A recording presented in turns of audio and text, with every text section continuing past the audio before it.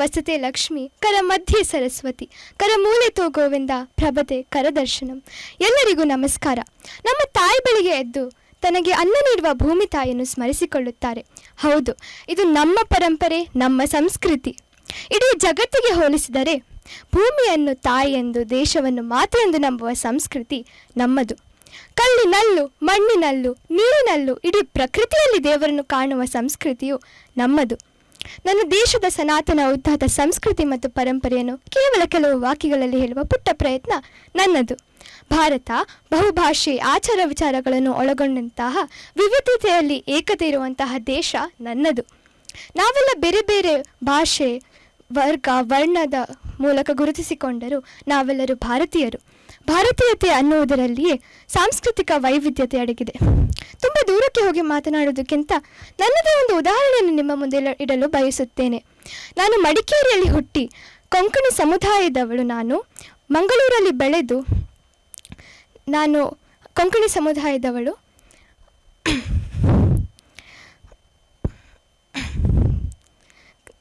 ನಾನು ಕೊಂಕಣಿ ಸಮುದಾಯದಿಂದ ಬೆಳೆದು ಕೊಂಕಣಿ ಸಮುದಾಯದವರು ಮಾಡುವ ಅಪರೂಪದ ತಿನಿಸುಗಳನ್ನು ತಯಾರಿಸುವುದರಲ್ಲಿ ನನ್ನ ಅಜ್ಜಿಯ ಎತ್ತಿದ ಕೈ.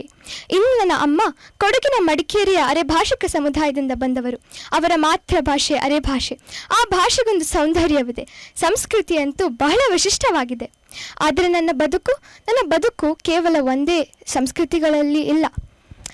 ನನ್ನ ಬದುಕಿನಲ್ಲಿ 2 ಸಂಸ್ಕೃತಿಗಳು ಸೇರಿರುವ ಒಂದು ವಿಶಿಷ್ಟವಾಗಿರುವ ಬದುಕು. ಕರಾವಳಿಯ ಸಮುದ್ರ, ಇಲ್ಲಿನ ಯಕ್ಷಗಾನ, ಭೂತಕೋಲ, ಪಾಡ್ದಾನ, ಹುಲಿವೇಷದಂತಹ ಸಂಸ್ಕೃತಿಗಳು ನನ್ನೊಳಗೆ ಇಳಿದರೆ, ಕೊಡಗಿನ ಪುತ್ತರಿ, ಕೈಲು ಮುಹೂರ್ತ ಹಾಗೂ ಕಾವೇರಿ ಸಂಕ್ರಮಣ ನನ್ನನ್ನು ಆವರಿಸಿಕೊಳ್ಳುತ್ತವೆ. ಧ್ಯಾನ ಯಾವುದೇ ಮೂಲೆಯಿಂದ ಬರಲಿ ಅದನ್ನು ತೆರೆದ ಮನಸ್ಸಿನಿಂದ ಸ್ವೀಕರಿಸೋಣ ಅಂತ ನಮ್ಮ ದಾರ್ಶನಿಕರು ಹೇಳಿದು ಇದೇ ಕಾರಣಕ್ಕಾಗಿ ಅಲ್ಲವೇ? ವಿಶ್ವ ಮಾನವ ಸಂದೇಶವನ್ನು ಸಾರಿದ ನಮ್ಮ ರಾಷ್ಟ್ರಕವಿ ಕುವೆಂಪುರವರು ಹಿಂದೂ, ಕ್ರೈಸ್ತ, ಮುಸಲ್ಮಾನ, ಪಾರ್ಸಿಕ, ಜೈನರು ಧ್ಯಾನ ಅಂತ ತಮ್ಮ ನಾಡಗೀತೆಯಲ್ಲಿ ಹೇಳುತ್ತಾ ಸರ್ವ ಜನಾಂಗದ ಶಾಂತಿಯ ತೋಟ ಎಂದು ಉದ್ಧರಿಸುತ್ತಾರೆ.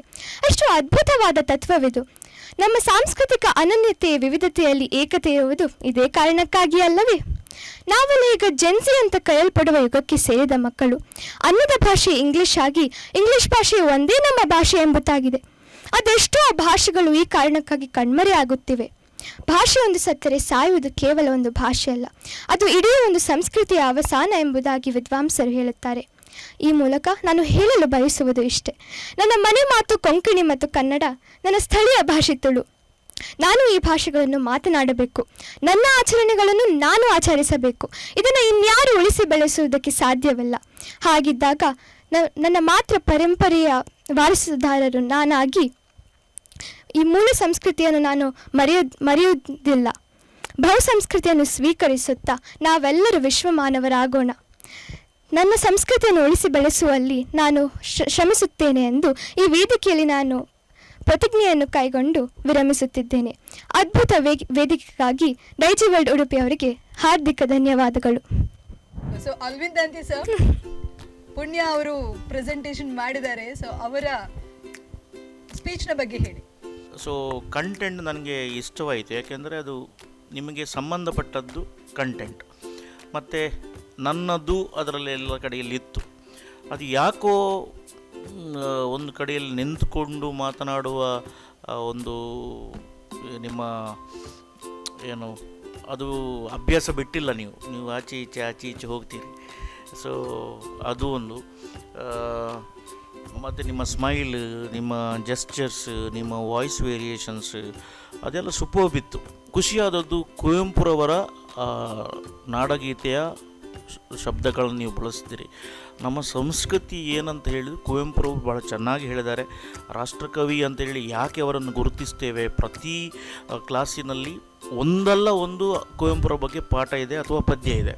ಅದು ಯಾಕೆ ಕೊಡಲಾಗಿದೆ ಅಂದರೆ ಸರ್ವ ಜನಾಂಗದ ಶಾಂತಿಯ ತೋಟ. ಸೊ ಎಲ್ಲ ಜನಾಂಗದು ನಿಮ್ಮ ಮನೆಯಲ್ಲಿದ್ದಾರೆ. ಸೊ ನಡುವಿನಲ್ಲಿ 2 ಕೋಡೆಯಲ್ಲಿ ನೀವು ಎಡವಿದ್ದೀರಿ. ಅದು ಯಾಕೆ ಎಡವಿದ್ದೀರಿ ಅಂತ ಹೇಳಿದ್ರೆ ಶಬ್ದ ಸಿಗಲಿಲ್ಲ ನಿಮಗೆ, ಅದೇ ಶಬ್ದಕ್ಕೆ ಹುಡುಕಾಡಿದ್ರಿ. ಸೊ ನಿಮ್ಮಲ್ಲಿ ಬೇಕಾದಷ್ಟು ಶಬ್ದಗಳಿವೆ, ಅದನ್ನು ಬಳಸ್ಕೊಳ್ಬೋದು. ಸೊ ಇದನ್ನೇ ಮುಂದುವರಿಸಿದ್ರೆ ನಿಮ್ಗೆ ಒಳ್ಳೆ ಭವಿಷ್ಯ ಇದೆ. All the best. ಧನ್ಯವಾದಗಳು ಸರ್. ಹಾಗೆ ನಮ್ಮೊಂದಿಗಿದ್ದಾರೆ ಶ್ರೇಯಸ್ ಸರ್. ನಿಮ್ಮ ಸ್ಪೀಚ್ನ content out of out. Okay, main ಉದ್ದೇಶ ಇದ್ದದ್ದು ನನ್ನ ಸಂಸ್ಕೃತಿ ನನ್ನ ಪರಂಪರೆ, ಆ ನನ್ನ ವರ್ಡಿಗೆ ನೀವು ಬೆಲೆ ಕೊಟ್ಟು. ಸೊ ಕಂಟೆಂಟ್ನ ವಿಷಯಕ್ಕೆ ಏನಿಲ್ಲ, ಆದರೆ ಒಂದೇ ಒಂದು ಸಮಸ್ಯೆ ಏನಂತ ಹೇಳಿದ್ರೆ, ನೀವು ಪ್ರೆಸೆಂಟ್ ಮಾಡುವಾಗ ಅಲ್ಲಿ ನಿಮ್ಮ ಹಿಂದೆ ಅಭಿವ್ಯಕ್ತ ಅಂತ ಬರ್ತಿದೆಯಲ್ಲ, ಆ ಇಂದ ಎಂಡಿನವರೆಗೆ ನೀವು ಮೂವ್ ಆಗ್ತಾ ಇದ್ದೀರಿ. ತುಂಬ ಧನ್ಯವಾದಗಳು ಸರ್. ಸೊ ಜಡ್ಜಸ್ ಇಂಪ್ರೆಸ್ ಆಗಿದಾರಾ ಇಲ್ವಾ ಅಂತ ಹೇಳಿ ಏನು ಹೇಳ್ತೀರಾ ನೀವು? ಇಷ್ಟು ಕೇಳಿದ ತನಕ ನನಗೆ ಹೌದಂತ ಅನಿಸ್ತಿದೆ. ಇಷ್ಟು ಕೇಳಿದ್ರೆ ಜಡ್ಜಸ್ ಇಂಪ್ರೆಸ್ ಆಗಿದ್ದಾರೆ ಅಂತ ಹೇಳಿ ಹೌದು. ತೀರ್ಮಾನ ಹೇಗ್ ಬರ್ಬೋದು ಅಂತ ನೀವ್ ಎಣಿಸ್ತೀರಾ? ನಾನೇನು, ಅಥವಾ ಅದು ಅವರ ಮೇಲೆ ಇರುದಲ್ಲ. ಅಗೇನ್ ಅವ್ರ ಹತ್ರವೇ ಕೇಳ್ಬೇಕು. ಹಾಗಾದ್ರೆ ಯಾರು ಈಗ ಬೇಜಾರು ಮಾಡಬಾರ್ದು.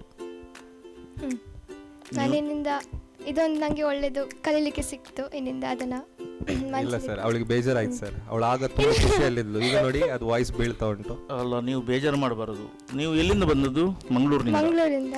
ಓಕೆ. ಮತ್ತು ಒಂದು ಕೂರ್ಗ ಮಡಿಕೇರಿಗೆ ಹೋಗ್ತಾ ಇರ್ತೀರಾ? ಹೌದು, ಹೋಗ್ತಾ ಇರ್ತೀವಿ ನಾವು. ನೀವು ಟ್ರೈನಲ್ಲಿ ಹೋಗಿದ್ದೀರಾ ಮಡಿಕೇರಿಗೆ? ರೈಲ್ವೆ ಸ್ಟೇಷನ್ ಇಲ್ವಾ ಅಂತ ಮಡಿಕೇರಿಯಲ್ಲಿ? ರೈಲ್ವೆ ಇಲ್ಲ. ಅದೇ ಮತ್ತೆ ಸ್ಟೇಷನ್ ಎಲ್ಲಿಂದ ಬರುವುದು? ಅದೇ ಕಾರಲ್ಲಿ ಹೋಗ್ತೀವಿ, ಬಸ್ಸಲ್ಲಿ ಹೋಗ್ತೀವಿ. ನಮ್ಮ ರಾಜ್ಯದಲ್ಲಿ ರೈಲ್ ಇಲ್ಲದ ಪ್ರದೇಶ ಅಂತ ಹೇಳಿದ್ರೆ ಮಡಿಕೇರಿ. ಅದೇ ಸೊ ಸ್ವಲ್ಪ ಫಾಸ್ಟ್ ಹೋಗುವುದು ನಿಲ್ಲಿಸಿ, ಸೂಪರ್ ಎಕ್ಸ್ಪ್ರೆಸ್ ಬೇಡ, ಅದು ಘಟ್ಟ ಪ್ರದೇಶ ಅಲ್ವಾ. ಮತ್ತು ಹೇರ್ ಪಿನ್ ಕರ್ವ್ಸ್ ಎಲ್ಲ ಇರ್ತದೆ. ನೀವು ಕಾರ್ನಲ್ಲಿ ಹೋದರೂ ಬಸ್ನಲ್ಲಿ ಹೋದರೂ ಕೂಡ ಬೇಜಾರು ಮಾಡಲಿಕ್ಕಿಲ್ಲ. ಸರಿ. ಇಲ್ಲ ಸರ್, ಆದ್ಲು ಸರ್, ಬೇಜಾರಾದ್ಲು. ಅವಳು ಆದ್ಲು, ಬೇಜಾರಾದ್ಲು. ಬೇಜಾರಲ್ಲಿ ನಗುದು ಸರ್. ಅದು ಅಷ್ಟು ದೂರದಿಂದ ಬಂದಿದ್ದು. ಈಗ ನಾವು ಎಂತ ಸರ್, ನೀವು ಅವಳಿಗೆ ಪ್ರಾಯ ಕಮ್ಮಿ ಅಂತ ಹೇಳಿ ನೀವು ಒಂದು ಕರುಣೆ ಇಲ್ಲದೆ ಆ ರೀತಿ ಮಾಡುದಾ?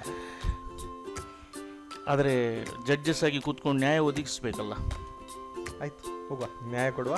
ನ್ಯಾಯ ಕೊಡುವನ, ಬೇಜಾರು ಮಾಡಲಿಕ್ಕಿಲ್ಲ. ಪುಣ್ಯ, ನೀವು ನಮ್ಮ ಪುಣ್ಯ. You are selected for the next round. Congratulations. ತುಂಬ ಧನ್ಯವಾದಗಳು ಸರ್. ಯಾರಿಗೆ? ಅವರು ಇನ್ಫ್ಲೂಯೆನ್ಸ್ ಮಾಡಿದ್ದು. ಸೊ ಏನ್ ಹೇಳ್ತೀರಾ ಈಗ? ಈಗ ತುಂಬ ಖುಷಿ ಆಗ್ತಿದೆ.